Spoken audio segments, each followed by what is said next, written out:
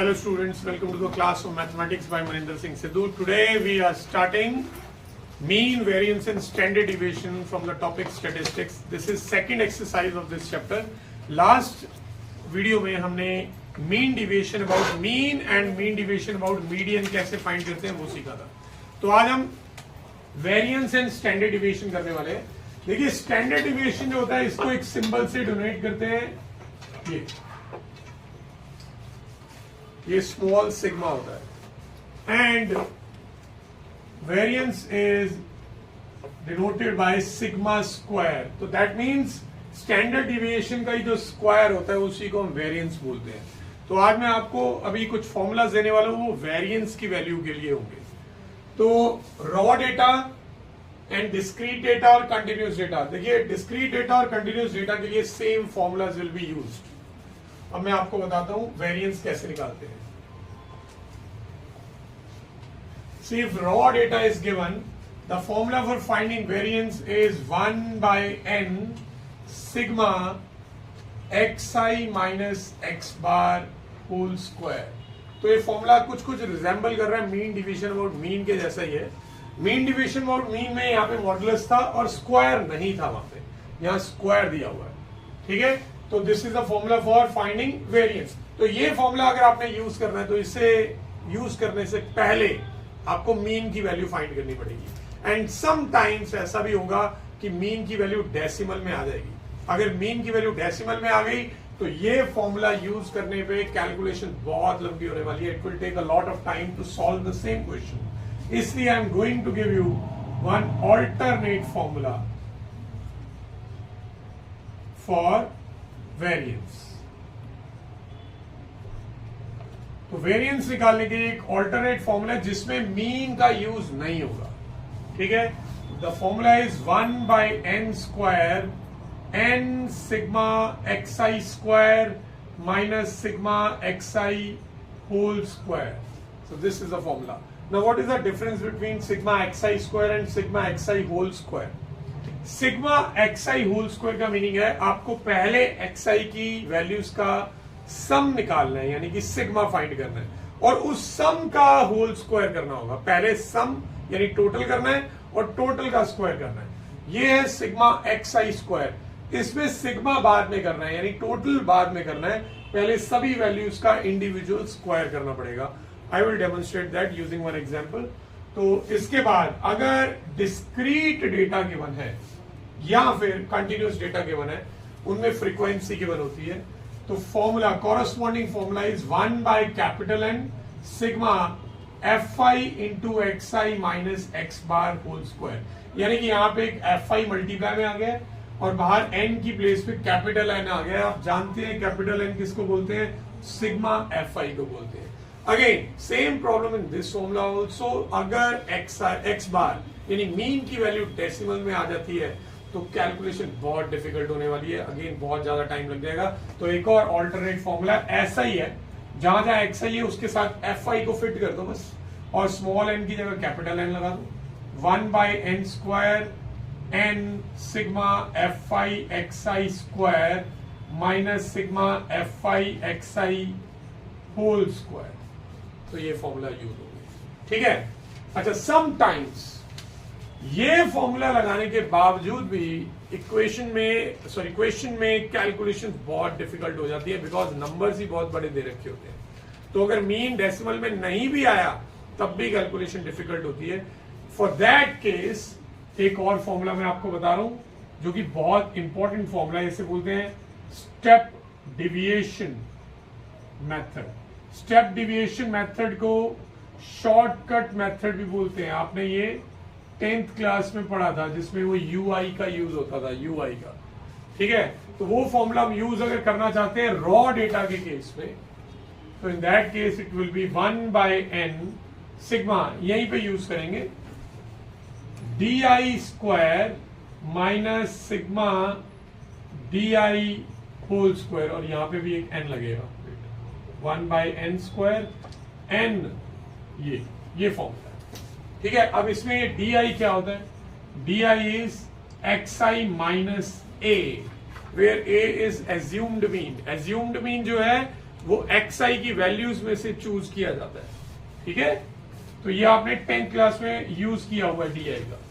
ऐसा ही shortcut formula discrete और कंटिन्यूस डेटा में भी आप यूज कर सकते हैं। That will be h square by n square n sigma fi yi square minus sigma fi yi whole square. अब ये yi क्या है? ये yi वही है जो आपने 10th क्लास की मैथमेटिक्स स्टैट्स में ui को लिखा था, उसी को यहाँ पे yi से डिनोट किया हुआ है, क्योंकि जो आपकी एनसीईआरटी बुक्स है उसमें yi का यूज है। बट आप चाहे तो उसका नेम चेंज भी कर सकते हो, आप चाहो तो ui भी लिख सकते हो, दैट डजंट मैटर। तो यहाँ पे yi कैसे निकलेगा? xi minus a upon h करके। यहाँ पे h क्या है? h है क्लास साइज, यानी इंटरवल्स का गैप। अच्छा, समटाइम्स इंटरवल्स का गैप जो है वो यूनिफॉर्म नहीं रहता है, इंटरवल्स का गैप अनइक्वल होता है। अगर ऐसा है तो आप इस फॉर्मूला में h का यूज नहीं करेंगे। जहां जहां पे h दिख रहा है वहां पे 1 लगा देंगे, यहां भी 1 लगा दोगे, यहां भी 1 लगा दोगे, तो बेसिकली फॉर्मूला फिर ऐसा ही बन जाएगा वो, ठीक है। तो h का यूज करना ऑप्शनल है, जरूरी नहीं है। एक तो जहां पे h इक्वल ही नहीं है वहां पे h का यूज कर ही नहीं सकते हैं, बाकी h जहां पे यूज हो रहा है वहां पे डेफिनेटली वो बहुत कैलकुलेशन में, टाइमिंग में आपका काम बहुत इजी करने वाला है। चलिए फॉर्मूलाज नोट करिए, इसके बाद मैं आपको एक इलस्ट्रेशन करवाता हूं। चलिए ये क्वेश्चन करते हैं, find mean variance and standard deviation of the following data. तो ये डेटा जो है आप देख सकते हैं इंडिविजुअल सीरीज है, यानी कि रॉ डेटा गिवन है आपको, और हमें इसका मीन भी निकालना है, वेरिएंस भी निकालना है, स्टैंडर्ड डिविएशन भी निकालना है। तो सबसे पहले मैं इस डेटा को ऐसे कॉलम की फॉर्म में अरेंज कर देता हूं। तो we have 12, 13, 14, 16, 17, 18, 20 and 22। In order to find mean, जिसका फॉर्मूला होता है सिग्मा xi बाय n, हमें xi का टोटल लेना पड़ेगा, ठीक है। xi का टोटल करते हैं, 2 + 3 5, 9 और ये 15, 15 and 15 30, and this will be 32, 3, 4, 5, 6, 7, 8, 9 and 13, 132। तो ये इसका टोटल है 132 divide by number of observations are 8, तो कैंसिल करेंगे, 8 1 the 8 and then we are getting 52, 8 6 the 48, then 48 sorry 16.5। तो ये मीन की वैल्यू डेसिमल में आ चुकी है। अब जानते हैं डेसिमल वाली वैल्यू आ जाए तो जो एक मीन की हेल्प से हम वेरिएंस वाला फॉर्मूला यूज करते हैं वो कैलकुलेशन डिफिकल्ट हो जाती है। तो अभी इस क्वेश्चन में मैं आपको डेमोन्स्ट्रेट करके दिखाता हूं कि कैलकुलेशंस कैसे डिफरेंट मेथड्स में इजी हो सकती है। अभी मैं इसका जो स्टैंडर्ड फॉर्मूला था वही यूज कर रहा हूं, xi माइनस x बार का whole square. What is the value of x bar? यहाँ पे मैं x बार की वैल्यू डाल दूंगा 16.5। सो अगर मैं यहाँ पे 12 माइनस 16.5 लेता हूं तो वैल्यू बन जाएगी 4.5। अब 4.5 का हमें स्क्वायर करना पड़ेगा,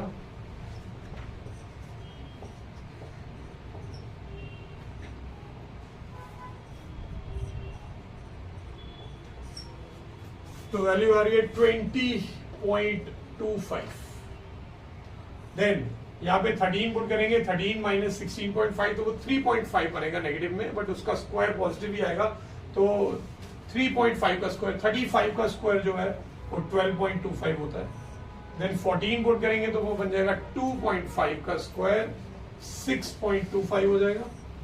16 पुट करेंगे तो 0.5 का स्क्वायर 0.25 होता है। अगर 17 पुट करेंगे तो अगेन 0.5 ही बनेगा और उसका स्क्वायर भी 0.25 होगा। 18 पुट करेंगे तो 1.5 आएगा और 1.5 का स्क्वायर होता है 2.25। 20 पुट करेंगे तो 3.5 आएगा और 3.5 का स्क्वायर अगेन वही 12.25। 22 पुट करने पे 5.5 आएगा, हमें 5.5 का स्क्वायर चाहिए। 5 5 का 25,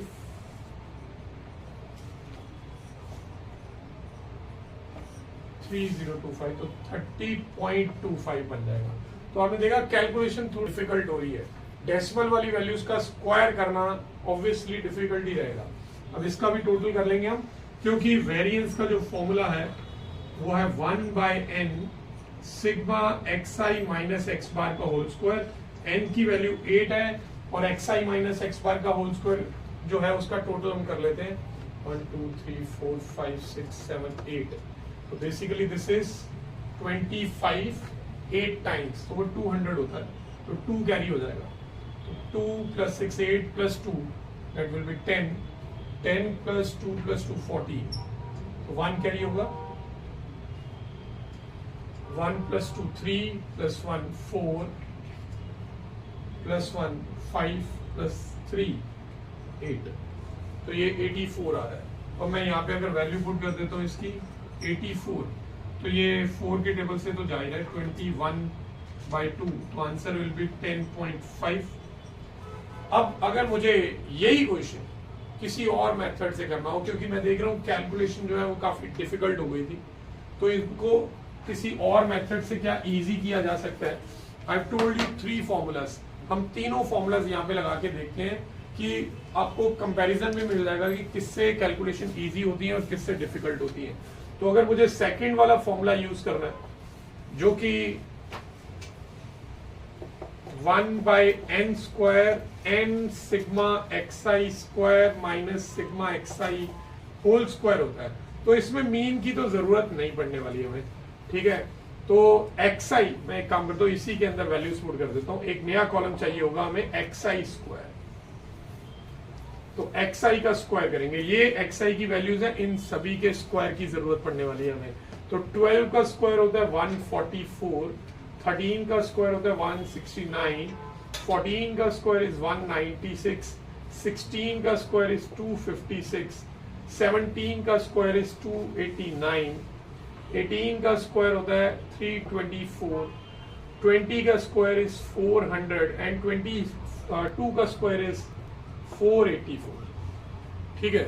अब इसका टोटल चाहिए हमें, क्योंकि हमारे पास सिग्मा xi ऑलरेडी है, सिग्मा xi की वैल्यू 132 है, सिग्मा xi स्क्वायर चाहिए। इसका टोटल हम कर लेते हैं 4 + 6 10, ये बन जाएगा 19, 19 + 9 28, 28 + 10 38 + 4 42, 4 कैरी हो जाएगा।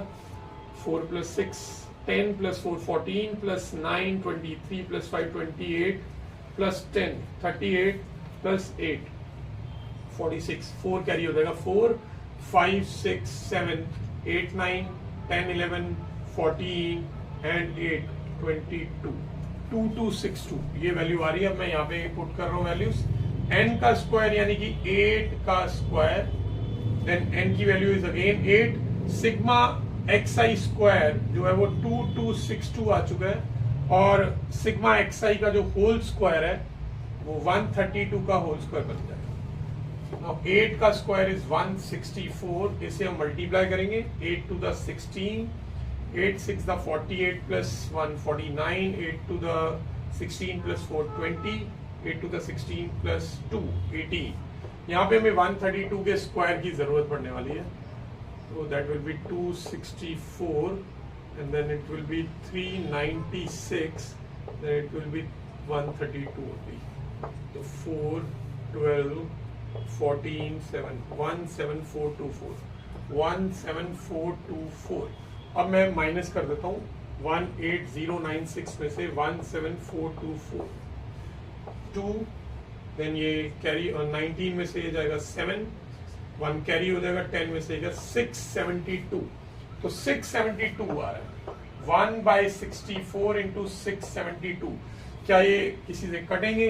8 के टेबल से काट के देखते हैं। 8 8 द 64 एंड 32 बचेगा, 8 4 द 32 और ये 8 से ही जाएगा। इसके बाद आप देख सकते हो 84/8 यहाँ पे भी आया था, 84/8 सेम, तो दैट मीन्स इसका आंसर भी सेम ही आने वाला है, दैट इज 10.5। अब कैलकुलेशन का एक्सटेंट कैसा था आपने देखा है, इसमें भी कोई खास हमारा टाइम रिड्यूस नहीं हुआ है। डिफिकल्टी कैलकुलेशन में यहाँ पे भी आपको आने ही वाली है, इतने बड़े नंबर्स का स्क्वायर किया, देन उन सबका टोटल भी किया हमने, तो उसमें काफी टाइम लग गया। बट अगर हम यही क्वेश्चन स्टेप डिविएशन मेथड से करते हैं तो लेट्स फाइंड आउट उसमें हमारा काम इजी होता है या नहीं। मैं एक बार दोबारा से यही वाला टेबल बना लेता हूं। xi की values which are 12, 13, 14, 16, 17, 18, 20, 22. So these are the values of xi. उस फॉर्मूला की हेल्प से, उस फॉर्मूला के अकॉर्डिंग जो वेरिएंस है उसके लिए हमें सिग्मा डी स्क्वायर चाहिए एंड देन सिग्मा डी का होल स्क्वायर भी चाहिए। अब ये डी क्या है, डी के लिए हमें ए चाहिए था, ठीक है। आपको याद होगा डी मैंने बताया था xi माइनस ए। आपको ए जो है xi की वैल्यूज में से कोई एक वैल्यू एज्यूम करनी होती है, एज्यूम्ड मीन है ना, क्योंकि वो तो लेट कर लेते हैं ए इनमें से कोई एक, तो लेट अस टेक 16। तो ए जो है कोई भी ले सकते हो आप। अब इनफैक्ट अगर चाहें तो 15 भी ले सकते हैं, 15 इसमें नहीं भी दिख रहा है तब भी आप ले सकते हो। आप चाहो तो 12 भी ले सकते हो, सबसे लोएस्ट वैल्यू भी ले सकते हो, सबसे हाईएस्ट वैल्यू भी ले सकते हो, मिडल में से कोई वैल्यू भी ले सकते हो, ठीक है। बट इन्हीं में से कोई एक वैल्यू लोगे तो आपके लिए बेनिफिट हो जाएगा। वो कैसे होगा अभी मैं आपको बताता हूं।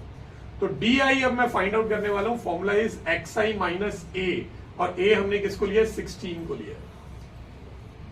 अब 12 यहां पे पुट करेंगे, 12 minus 16 is -4, 13 minus 16 -3, 14 minus 16 -2, 16 minus 16 0। देखो इनमें से कोई एक वैल्यू को ए लेने का बेनिफिट ये होता है कि एक डी की कोई एक वैल्यू 0 बन जाती है, और 0 की कैलकुलेशन सबसे इजी रहती है, तो ये बेनिफिट रहेगा।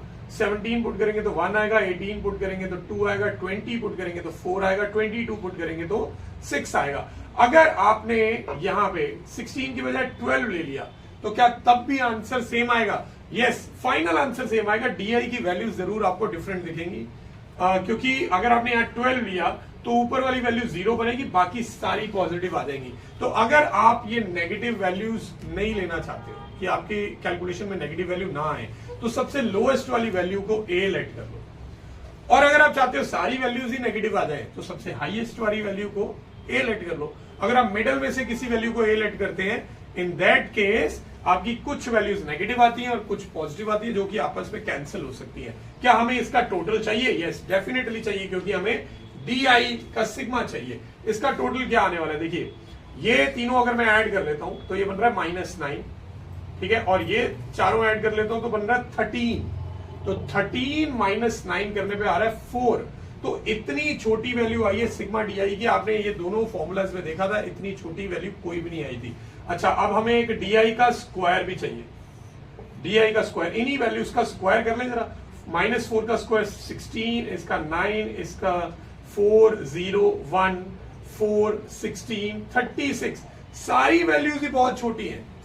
आपके सामने टेबल्स हैं दूसरे, सारी कैलकुलेशंस कर रखी हैं, आप खुद कंक्लूड कर सकते हो कौन से मेथड से आपका काम इजी हो रहा है। तो ये 16 प्लस 9 बन जाएगा 25, 25 प्लस 5 बन जाएगा 30, 30 प्लस 20 ये बनेगा 50, 50 प्लस 36 बनेगा 86। मैं वैल्यूज पुट कर रहा हूं। एन जो है 8 है, सिग्मा डी स्क्वायर आया है 86, और सिग्मा डी की वैल्यू आई है 4। 8 का स्क्वायर विल बी 64, 86 इंटू 8 करना पड़ेगा, 8 6 द 48, 8 8 द 64 प्लस 4 688 माइनस 60। अब अगर आपने ये माइनस किया तो ये आ रहा है 672। अब आप देख सकते हो यहाँ पे भी 672 अपॉन 64 था, वहां पे भी वही है। तो दैट मीन इसका भी आंसर सेम ही आने वाला है 10.5। तो तीनों मेथड से मैंने आपको वेरिएंस निकाल के बता दिया, ठीक है। अब आप खुद देख सकते हो किस केस में टाइम सबसे कम लगा और कहां पे आपके एफर्ट सबसे कम लगे। मेरी सजेशन यही है कि चाहे क्वेश्चन में आपको लिखा हो या ना लिखा हो, हमेशा स्टेप डिविएशन मेथड ही यूज करिए, उससे आपका काम हमेशा इजी होगा, ठीक है। स्टैंडर्ड डिविएशन हमने अभी तक निकाला नहीं है। स्टैंडर्ड डिविएशन के लिए आपको स्क्वायर रूट ऑफ वेरिएंस करना पड़ता है। तो आपको वेरिएंस यानी 10.5 का स्क्वायर रूट निकालना है, and that will be the answer. चलिए नोट करेंगे। हाँ जी, तो ये अब एक हमने कंटिन्यूअस फ्रीक्वेंसी डिस्ट्रीब्यूशन वाला टेबल ले लिया। अब इसका mean, variance and standard deviation निकालेंगे। कौन से मेथड से? देखिए जैसे कि अभी मैंने अभी आपको बताया था, step deviation method is best, उसी से करेंगे हम ये वाला क्वेश्चन भी, ठीक है। तो सबसे पहले तो आपको xi फाइंड करना पड़ेगा। तो xi फाइंड करने का मतलब होता है क्लास मार्क। क्लास मार्क यानी mid point of class interval, इन दोनों को ऐड करके डिवाइड बाय 2 करेंगे 5, इसका बनेगा 15, इसका बनेगा 25, इसका बनेगा 35 और इसका बनेगा 45। अगर आप स्टेप डिविएशन मेथड यूज करने वाले हैं तो आपको एज्यूम्ड मीन लेना पड़ेगा। Let A is equal to, याद रखिए ये बच्चों की मिस्टेक हो जाती है, ए हमेशा xi की वैल्यूज में से चूज करना है, नॉट फ्रॉम fi। बहुत सारे स्टूडेंट ऐसा भी देखने में आता है कि fi में से चूज कर लेते हैं, देन उनका क्वेश्चन आगे गलत हो जाता है। तो xi की वैल्यूज में से हम चूज करने वाले हैं, तो मैं 25 को ले रहा हूं। Let a is equal to 25। अब यहाँ पे h कितना है, क्लास साइज, क्लास इंटरवल कितना है, वो है 10। ठीक है, तो हमें क्योंकि मीन भी पूछा हुआ है तो मीन का भी हम स्टेप डिविएशन वाला मेथड ही यूज कर सकते हैं, जो आपने 10th में पढ़ा था, that was a plus H into sigma fi yi upon sigma fi, ये फॉर्मूला था। अब ये yi क्या है, yi हमें फाइंड आउट करना पड़ेगा। फॉर्मूलाज में अभी आपको लिखवाया था मैंने, xi minus a by H, ये होता है yi। ठीक है, अब a की वैल्यू क्या है, a की वैल्यू हमने लेट करी हुई है 25 और h की वैल्यू हमने लेट करी हुई है 10। मैंने आपको यह भी बताया था कि h का यूज ऑप्शनल होता है, आप करना चाहो तो कर सकते हो, नहीं तो नहीं करो। ठीक है, यहां पे अगर मैं 5 पुट करता हूं xi की प्लेस पे, तो 5 माइनस 25 हो जाएगा -20, फिर उसे 10 से डिवाइड करने पे आएगा -2। अब देखिए अगर आपने नीचे h ना रखा होता तो ये वैल्यू -20 आती, h रखने की वजह से वो और भी छोटी हो गई है, -2 बन गई है। 15 पुट करेंगे, 15 minus 25 is -10, divide by h करने की वजह से -1 बन जाएगा। 25 minus 25 will be 0, 35 minus 25 will be 10, divide by 10 करने पे 1 आ जाएगा। 45 माइनस 25 20, डिवाइड बाय 10 करने पे 2 आ जाएगा। क्या मुझे yi का टोटल चाहिए? नो, yi का टोटल नहीं चाहिए। क्या मुझे आगे चाहिए होगा वेरिएंस के फॉर्मूला में? चेक कर लेते हैं। वेरिएंस का फॉर्मूला क्या है, h square by n square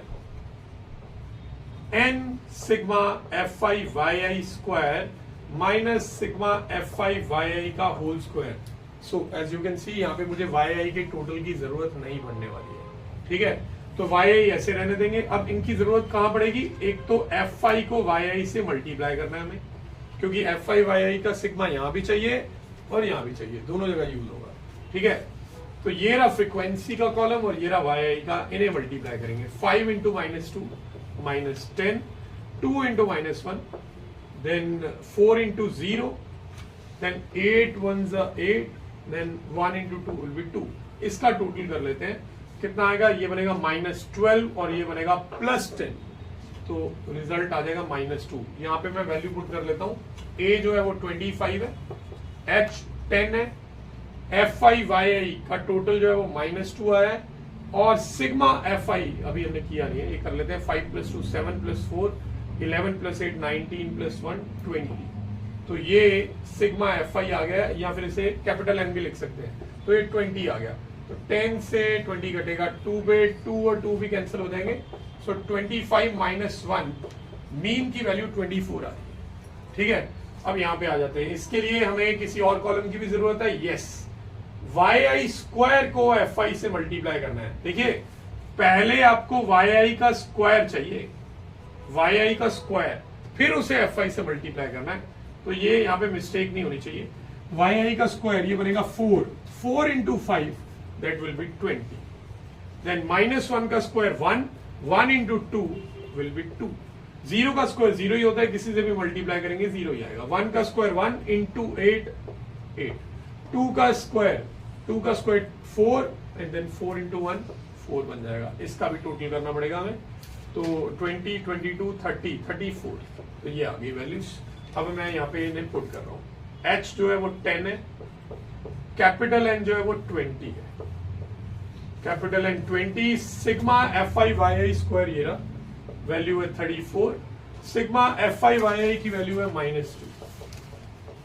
देखिए ये कैलकुलेशंस में आपको ज्यादा चैलेंज फील नहीं हो रहा होगा, क्योंकि ये हमने स्टेप डिविएशन मेथड से किया है। यही कैलकुलेशन आप किसी और मेथड से करके देखो, आपको डिफरेंस पता चल जाएगा करते हुए। तो ये 100/400 है, दैट विल बी 1/4, इन्हें मल्टीप्लाई करेंगे 680, ये आ जाएगा 4। सो 676 इसे डिवाइड कर लेते हैं, अगर पूरा कट रहा हो तो 4 1 4 4 6 देन 4 9 यस 169। तो ये वेरिएंस की वैल्यू आ गई है। अब हमें आगे स्टैंडर्ड डिविएशन भी चाहिए जो कि होता है अंडर रूट ऑफ वेरिएंस। तो वेरिएंस अगर 169 है तो यहाँ पे हम थोड़े लकी रहे हैं, हर बार इतना लकी रहेंगे नहीं कि एक परफेक्ट स्क्वायर आ जाए वेरिएंस जिसका रूट आप इजीली निकाल पाए। देखिए आपको फुल प्रूफ ट्रेनिंग के लिए तो सारे स्क्वायर रूट्स की वैल्यू कैसे निकालते हैं वो सीखना ही पड़ेगा यूजिंग लॉन्ग डिवीजन मेथड। तो अभी फिलहाल ये रहा मीन, ये रहा वेरिएंस और ये रहा स्टैंडर्ड डिविएशन। तो इस एक्सरसाइज के यही सारे कॉन्सेप्ट थे, mean, variance and standard deviation. अगर डिस्क्रीट डेटा आता है तो उसमें एफआई और एक्सआई पहले से दे रखा होगा आपको, ठीक है। आप यही आगे मेथड फॉलो कर सकते हैं उसमें भी। अगर एफआई का गैप एक्सआई का गैप उसमें सेम दिख रहा होगा तो आप एच का यूज कर सकते हो डिस्क्रीट डेटा में भी, अदरवाइज मत यूज कीजिएगा। बिना एच के ये वाला क्वेश्चन आप कर लोगे, ठीक है। तो नेक्स्ट क्लास में हम करेंगे मिसलेनियस एक्सरसाइज के क्वेश्चन जो थोड़े से डिफरेंट लेवल के हैं। तब तक की practising and thanks for watching.